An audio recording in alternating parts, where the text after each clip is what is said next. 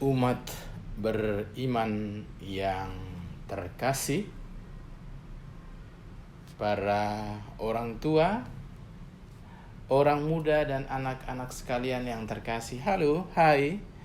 Jumpa lagi dengan saya dalam percikan kebijaksanaan SMS spesial malam Sabtu.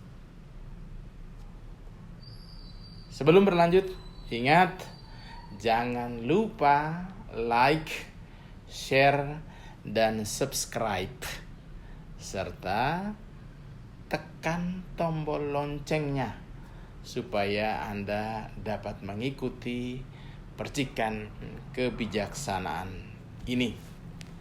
Malam hari ini kita merenungkan keutamaan visitasi, keutamaan mengunjungi Tuhan Yesus dalam sakramen Maha Kudus di tengah kesibukan kita. Meluangkan waktu untuk berbicara dengan Tuhan di tengah kesibukan aktivitas kita. Saya mengawali percikan kebijaksanaan ini dengan sebuah cerita. Pada suatu siang ada seorang pastor itu berkeliling di kompleks gereja. Lalu ia berhenti sejenak di depan gereja yang terbuka untuk melihat, mengetahui siapa saja yang datang untuk berdoa. Lalu ada seorang laki-laki parubaya berjalan masuk.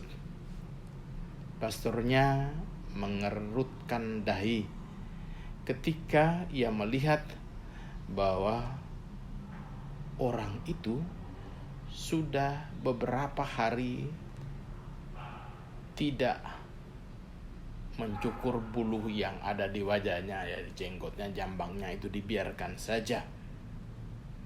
Kelihatan bajunya sangat kumal dan dibiarkan berjumpai, ya, tidak teratur.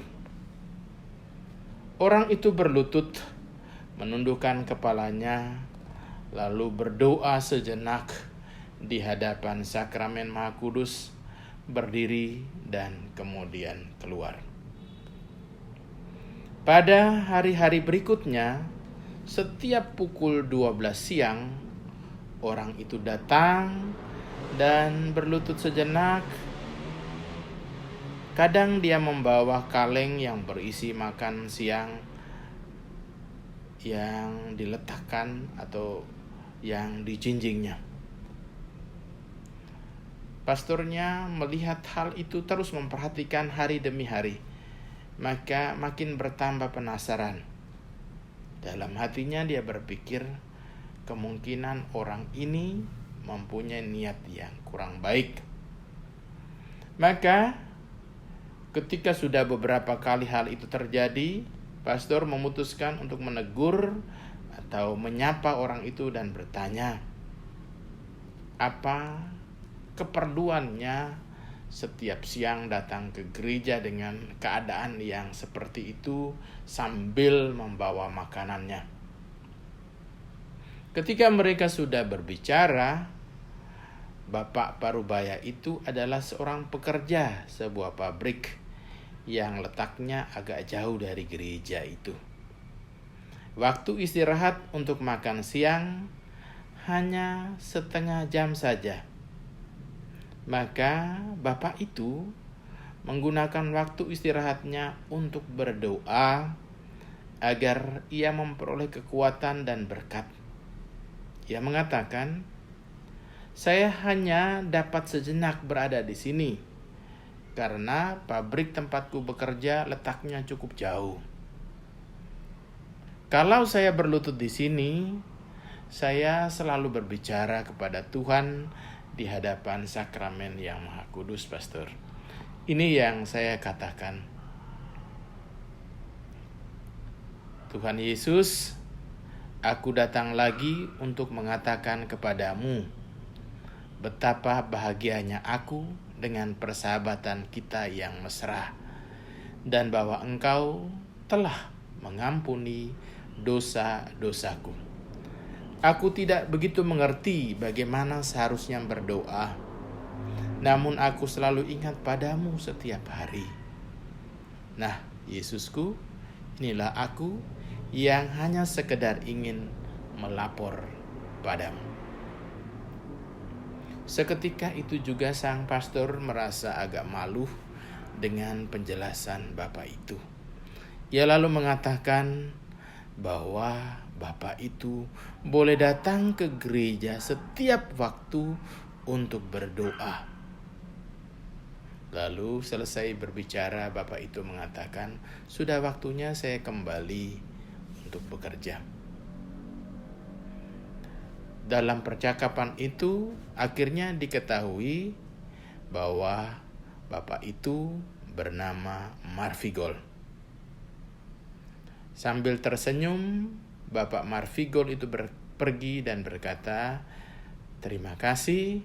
Lalu dia meninggalkan pastor dan gereja. Sepeninggalnya Bapak itu, sang pastor berlutut di hadapan sakramen yang Maha Kudus dan dengan penuh ketenangan dia mengulang doa yang dikatakan oleh Bapak Marfigol itu. Dia mengulang doa itu.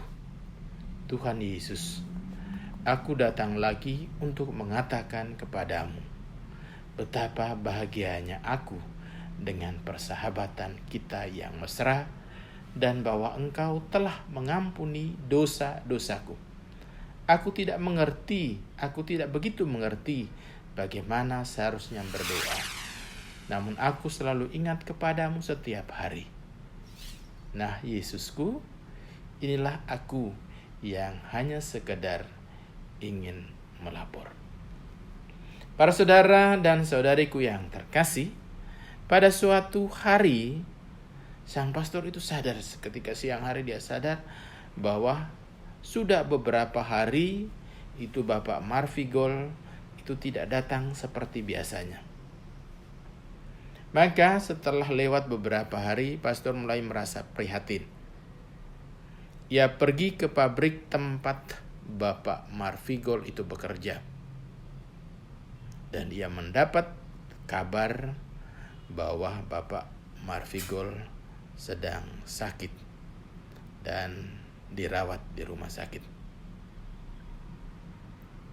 Maka akhirnya pastor itu pergi ke rumah sakit yang dikatakan. Sampainya di sana ia mendengar berita dari para perawat dan petugas di rumah sakit yang prihatin juga terhadap keadaan kesehatan Bapak Marfigol.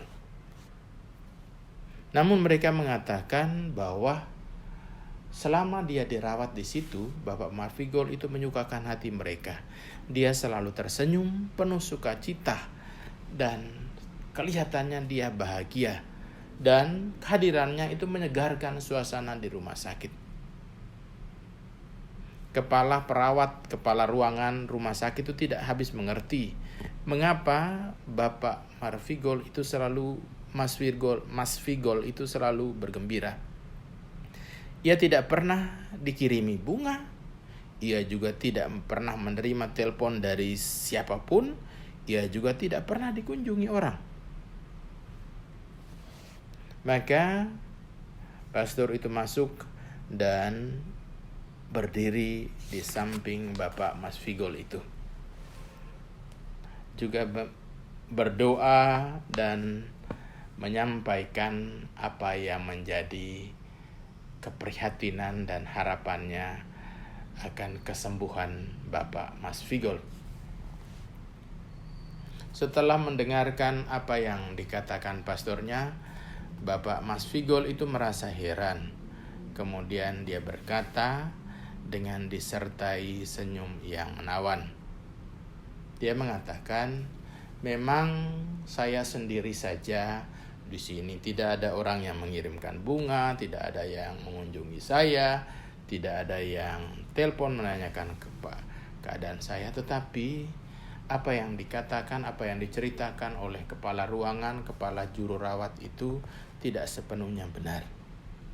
Bahwa setiap hari pada pukul 12 siang, sahabat saya itu selalu datang dan mengunjungi saya.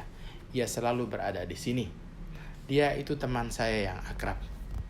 Ia selalu duduk di sini, memegang tanganku, menyandarkan dirinya di depanku, lalu ia berkata kepadaku, "Aku datang lagi untuk mengatakan kepadamu, Mas Figol, betapa bahagianya aku dengan persahabatan kita yang mesra, bahwa aku telah membebaskanmu dari dosa-dosamu. Aku selalu senang untuk mendengar kamu berdoa. Aku selalu ingat kepadamu, sahabatku Mas Figol." Nah, Mas Figol, inilah aku, Yesus, yang hanya sekedar ingin melapor.